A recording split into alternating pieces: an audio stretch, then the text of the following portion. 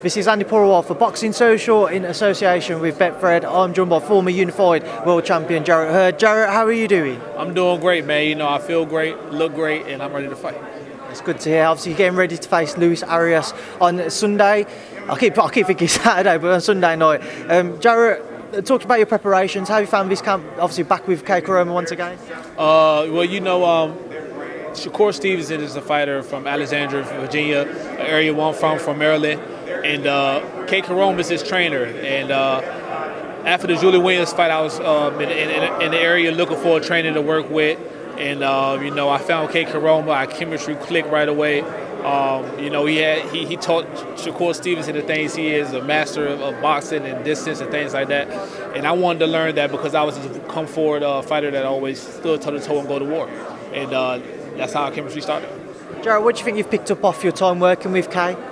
Definitely that, man. You know, you having the height, the size, and the range, I was using it one way. That was to overpower guys, to walk them down, use my power, my strength to kind of overpower these guys. And he was showing me that I can use my height and range in a different way, and that I don't have to always be the inside. I can use it outside as well. Jarrett, we saw yourself and Luis having a few words exchanged in your face-off just today.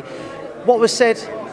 Oh, man, listen, man, I don't know what Luis Arias is getting out of this, but he keeps speaking on me pushing the weight up to 160 and was I struggling to make weight. And I never missed a weight class or weigh-in before, and I'm not sure exactly why he's so obsessed with me and struggling to make weight.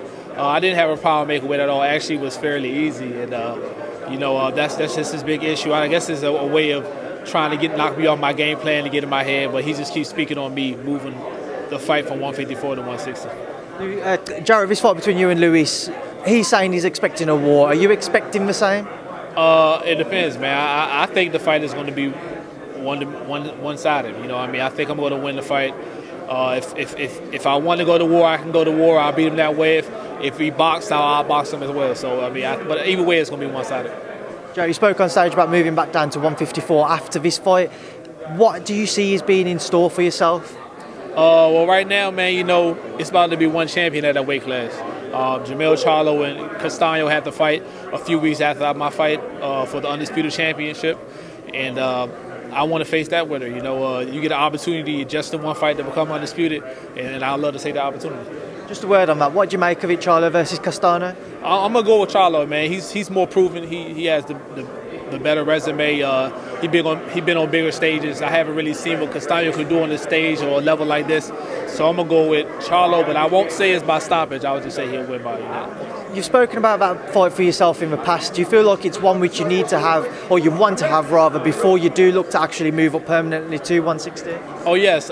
Listen, you know what's crazy? Even if Jermell Charlo loses that night, I still feel like I have to fight him just because, to me personally, I won't feel like I proved I was the best fighter at 154. Not getting my rematch against Julie Williams and not beating Jermell Charlo, it'll always be that argument. So I want to prove that I was at before I move up. Jarrett, just a word on Floyd Mayweather-Logan Paul as well. What are your thoughts on it? I like it, man. It's bringing new fans into the sport. It's allowing people that don't usually watch boxing to tune in, and I think it's great for the sport, man. I know the fighters don't like the fact that these guys that's just coming into the sports are getting these big paydays, man, but they had a following, and that's the same thing us fighters want. We want a big following, the guys' fan base to tune in with us, and that's what they have. So at the end of the day, I think they deserve the money they get. Chad Johnson, a former NFL star, also on the card as well. Would it be something you'd be interested in one day if a fight was put to you, an exhibition bout with somebody from a different sport or just the YouTube world? Would you entertain it? Yes, man. That's an interesting fight too, because, you know, everyone is looking at just the guy with the boxing background, but Chad Johnson is an athlete as well. You know, that's a lot of things that saved Deontay Wilder for getting him where he's at. His athleticism. Not to say Deontay Wilder is Chad Johnson or a level of Chad Johnson, but he's an athletic guy, and that's what saved him a lot from and got him what he is in his career. So, you know, don't count Ocho Cinco out, man. He's coming to fight. Right, Jarrett, we'll leave that there now because I know you're a busy man. You got other people waiting to speak to you. But thank you for speaking to me, and thank you for speaking to Boxing Social. Oh yes, man, most definitely. I appreciate you guys for giving me the opportunity.